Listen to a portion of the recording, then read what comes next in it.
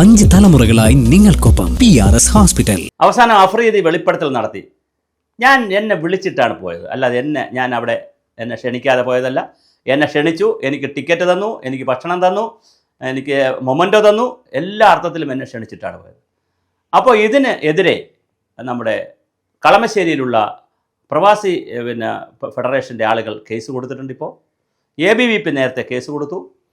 അപ്പോൾ അവർ കൊടുത്തിരിക്കുന്ന ഒരു നൗഷാദാണ് കൊടുത്തിരിക്കുന്നത് കളമശ്ശേരിയിൽ നിന്ന്. അവർ കൊടുത്തിരിക്കുന്ന ആവശ്യം, അവരുടെ ഡിമാൻഡ് എന്ന് പറയുന്നത് ഇവരുടെ പാസ്പോർട്ട് കണ്ടുകെട്ടണമെന്നാണ്. വേറൊരു വാർത്ത ഇപ്പോൾ കറങ്ങുന്നുണ്ട് സാറ്റലൈറ്റ് ചാനലുകളടക്കം. ഒരാൾ അർബൻ നക്സലൈറ്റ് കേസിൽ നേരത്തെ നിരീക്ഷണത്തിലുള്ള ആളാണ് എന്നറിയുന്നു.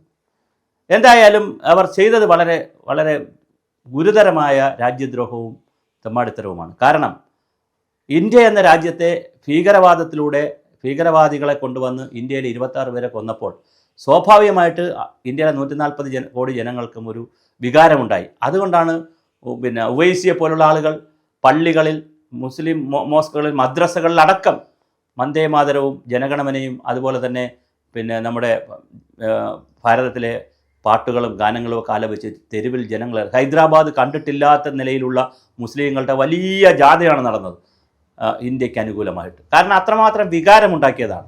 ഇന്ത്യയിൽ ഭിന്നിപ്പുണ്ടാക്കാൻ കഴിയുമോ, മുസ്ലിങ്ങളെയും ഹിന്ദുക്കളെയും തമ്മിലടിക്കാൻ കഴിയുമോ എന്ന് നോക്കാനാണ് പാകിസ്ഥാൻ വല്ലാത്ത രീതിയിൽ മതത്തെ പ്രയോജനപ്പെടുത്തിയത്. അതിനെ ഒറ്റക്കെട്ടായി ഭാരതം അപലപിച്ചു എന്ന് മാത്രമല്ല, ഭാരതം അവിടെ പോയി, ഇന്ത്യ പോയിട്ട് ഒരു സിവിലിയനെയും കൊന്നില്ല, ഒരു സൈന്യത്തെയും ഉപദ്രവിച്ചില്ല. അവരുടെ ഭീകര താവളങ്ങളാണ് 13 നമ്മൾ തകർത്തത്. അതിന് നമുക്ക് ലോകത്തിൻ്റെ കയ്യടി കിട്ടി. ഐക്യരാഷ്ട്രസഭ നമ്മളെ അഭിനന്ദിച്ചു, വേൾഡ് ബാങ്ക് അഭിനന്ദിച്ചു, എല്ലാവരും നമ്മളെ അഭിനന്ദിച്ചു.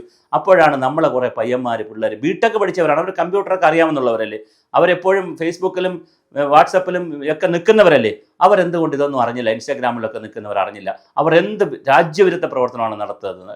അവരുടെ സംഘടനയുടെ പേര് തന്നെ ഒരു ചെറിയ പ്രശ്നമുണ്ട്. ക്യൂബ എന്നാണ് അവരിട്ടിരിക്കുന്നത്. ക്യൂബ നല്ല രാജ്യമാണ്, അതൊന്നും പ്രശ്നമില്ല. പക്ഷേ ദുബായിൽ പോയി ക്യൂബ എന്നൊരു ഷോർട്ട് ഫോമിൽ ഒരു സംഘടന തുടങ്ങുക, അതിനകത്ത് ഞാൻ ഈ പറഞ്ഞ പോലെ പാകിസ്ഥാൻ അസോസിയേഷൻ ഹാളിൽ, ആ ഹാൾ കിട്ടിയത് തന്നെ പ്രശ്നമാണ്. അവർക്കറിയാം ഇവിടെ മൈസൂർ പാക്ക് എന്ന പേര് പോലും ആളുകൾ മാറ്റുന്ന ആ പാക്ക് എന്നുള്ളതുകൊണ്ട് കേരളത്തിലെ കൊല്ലത്തെ പാകിസ്ഥാൻ മുക്കിൻ്റെ പേര് ആളുകൾ മാറ്റി. അവിടെ അതുപോലെ തന്നെ പാക്കെന്ന് ഇപ്പോൾ ആരും പറയാറില്ല, വെറ്റയും പാക്കും പറയുമ്പോൾ അടയ്ക്കുക എന്നാണ് പറയുന്നത്. അത്രമാത്രം ഒരു വികാരമാണ്, രാജ്യത്തോടുള്ള സ്നേഹവും വികാരവുമാണ് ജനങ്ങൾ പല രൂപത്തിൽ പ്രകടിപ്പിക്കുന്നത്, അല്ലാതെ അതൊരു വേറൊരു വിഷയമല്ല. ആ തരത്തിൽ നിൽക്കുമ്പോഴാണ് ഇപ്പോൾ അഫ്രീദി തന്നെ ഇത് വെളിപ്പെടുത്തിയപ്പോൾ വീണ്ടും വലിയ പ്രതിസന്ധിയിലേക്ക് പോകുന്നത്. തീർച്ചയായിട്ടും അവരെ തിരിച്ചു വിളിക്കും. ഇപ്പോൾ NIA കേരളത്തിൽ വന്നിട്ടുണ്ട്, ദുബായിലേക്ക് NIA പോയിട്ടുണ്ട്, ഇൻ്റർനാഷണൽ ഏജൻസികളുടെ ബന്ധം ആലോചിക്കുന്നു, എല്ലാം ആലോചിക്കുന്നുണ്ട്. ഇവർക്ക് ഭീകര ബന്ധമുണ്ടോ, ഇസ്ലാമിസ്റ്റുകളായിട്ട് ബന്ധമുണ്ടോ, എന്താണ് ഇവരുടെ രാഷ്ട്രീയം, എന്താണ് അവരുടെ പശ്ചാത്തലം, എല്ലാം പരിശോധിക്കാനുള്ള ശ്രമം ആരംഭിച്ചിട്ടുണ്ട്. ദേശീയ ഏജൻസികൾ വന്നിട്ടുണ്ട്. കുടുംബം നിരീക്ഷണത്തിലാണ്. ഈ കുട്ടികൾ നിരീക്ഷണത്തിലാണ്. കുട്ടികളെന്ന് പറയാൻ കഴിയില്ല, അവർ പഠിച്ചു കഴിഞ്ഞ് ജോലി ചെയ്യുന്നവരാണ്. പക്ഷേ ഇവർക്കൊരു ചെറിയ പ്രശ്നമുണ്ടെന്ന്. നമ്മുടെ വിദ്യാഭ്യാസത്തിലും നമ്മുടെ സംവിധാനങ്ങളിലൊന്നും രാജ്യസ്നേഹവും ദേശസ്നേഹവും ഒന്നും പഠിപ്പിക്കുന്നില്ല.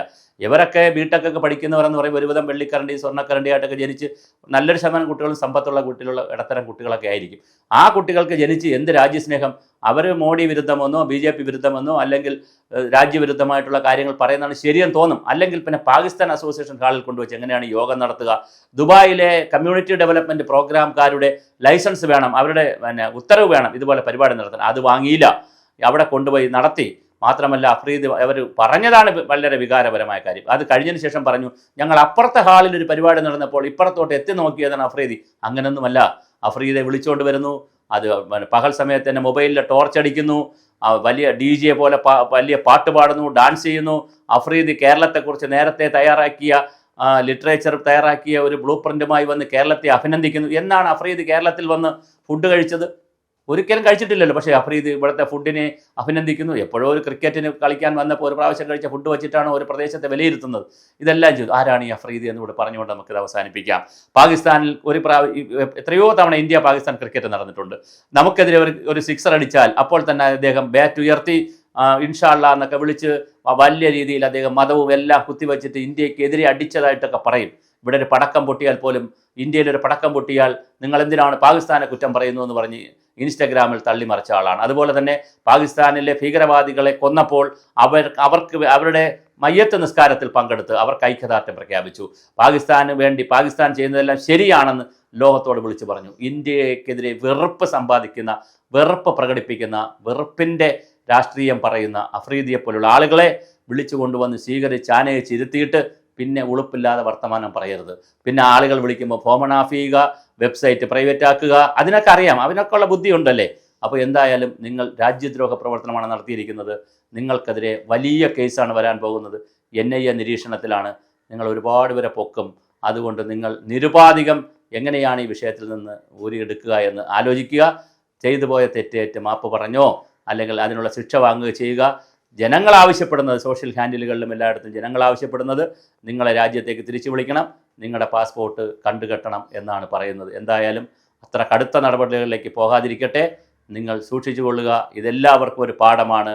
ക്യൂബ മുകുന്ദന്മാർക്കും ലോകത്തെല്ലായിടത്തുമുള്ള മലയാളികൾക്കും ഇന്ത്യക്കാർക്കും ഭാരതീയർക്കുമെല്ലാം ഒരു പാഠമാകട്ടെ. രാജ്യമാണ്, രാഷ്ട്രമാണ് ആദ്യം, രണ്ടാമതാണ് പൗരൻ.